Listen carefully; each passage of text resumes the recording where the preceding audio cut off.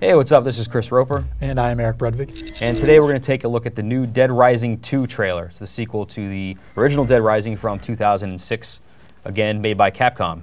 This time, though, being developed by a third party, it's being developed by Blue Castle Games. So here you can see a couple flashback Polaroids or whatever from the first game. Took place in Willamette Mall. Frank showed up to get a scoop on some crazy story. Ended up being a bunch of zombies. SWAT teams come in, try to kill everybody.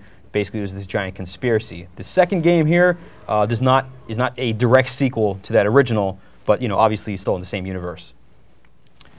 You can see here that the game takes place in some sort of gambling city, based on Las Vegas or Atlantic City or whatever. As you'll see later on, there's a sign that says Atlantica.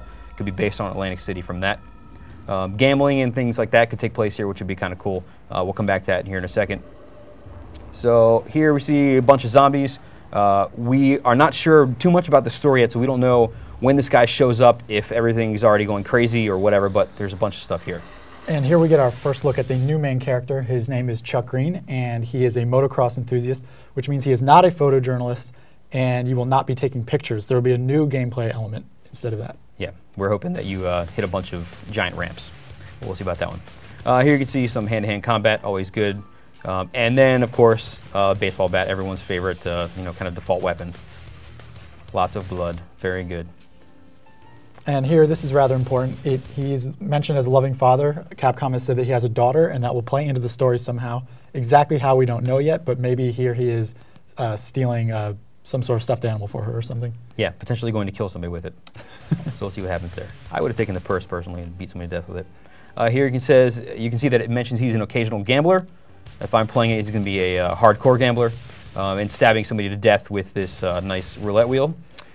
Now, Capcom has said that there will be money in the game. There was no currency in the first Dead Rising game, but there will be in this one. How it plays out, we're not really sure yet. Maybe you'll get to gamble. Maybe you'll need to buy some things. We'll have to see. Yeah, definitely the gambling mini game could be pretty cool.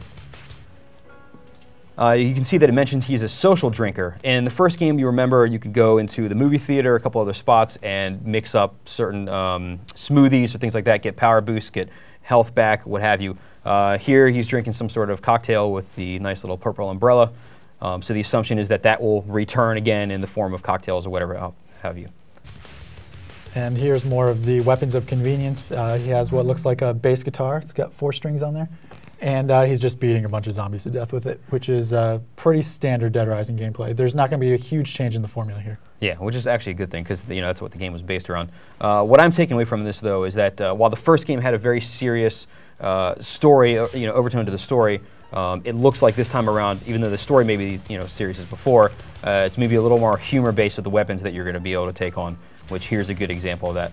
Yeah, and this is also important because, as you can see, listed as a handyman, and he has a kayak paddle with chainsaws duct taped to it. Now, I don't know where you'd find that in real life, and it seems to indicate that you are going to be able to make your own weapons from things you find. And everything we see in this trailer shows things duct taped together.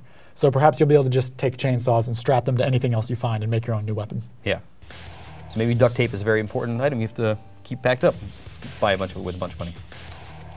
Here you can see he is wearing a moose head. This screen's rather dark, but you get the point. In the first game, you remember that you could change suits, you could put on different, jackets or whatever have you, put on some pretty ridiculous costumes, and it was one of the kind of cooler things to unlock.